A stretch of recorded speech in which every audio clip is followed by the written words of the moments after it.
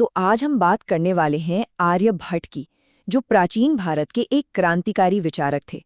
एक ऐसा नाम जिसने संख्याओं, ग्रहों और समय को देखने का हमारा नजरिया ही हमेशा के लिए बदल दिया। ये एक लाइन ही आप सोचिए उनके बारे में कितना कुछ बता देती है। मतलब एक ऐसा दौर था जब लोग अंधविश्वास में जी रहे थे और उस वक्त एक इंसान तर्क और विज्ञान की मशाल जला रहा था।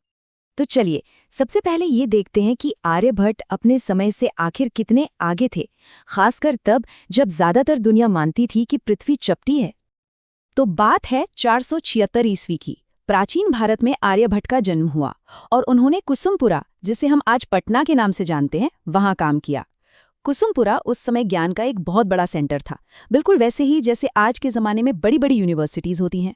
वो एक ऐसे माहौल का हिस्सा थे जहां ज्ञान को बहुत अहमियत दी जाती थी। अच्छा, अब आते हैं आर्यभट्ट की सबसे बड़ी उपलब्धि पर।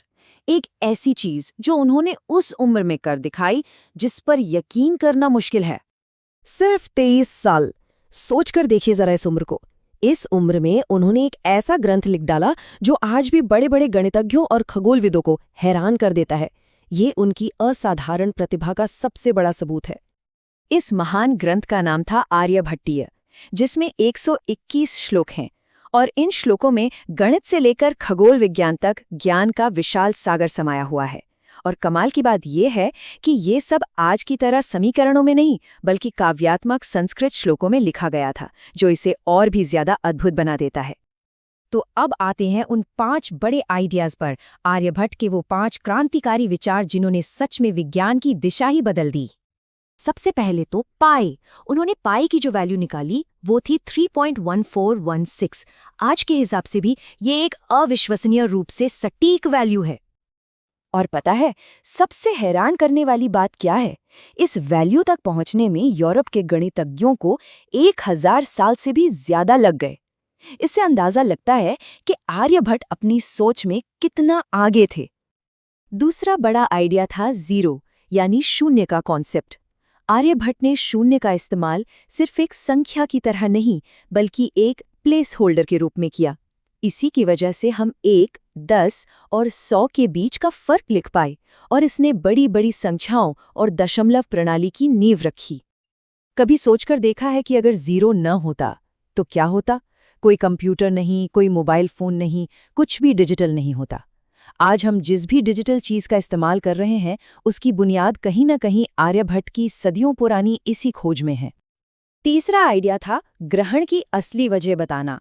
उस जमाने में लोग मानते थे कि राहु और केतु नाम के राक्षस सूरज और चांद को निगल जाते हैं, जिससे ग्रहण लगता है। आर्यभट्ट ने इस अंधविश्वास को चुनौती दी और साफ साफ कहा कि ग्रहण सिर्फ खगोलीय परछाइयों का एक खेल है।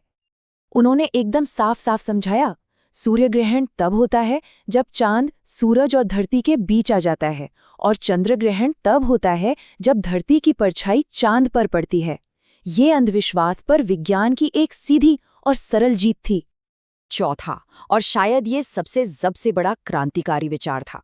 जब पूरी दुनिया ये मानती थी कि सूरज धरती के चक्कर काटता है, तब आर्यभट्ट ने ऐलान किया कि नहीं, पृथ्वी अपनी धुरी पर घूमती है और इसी घूमने की वजह से दिन और रात होते हैं।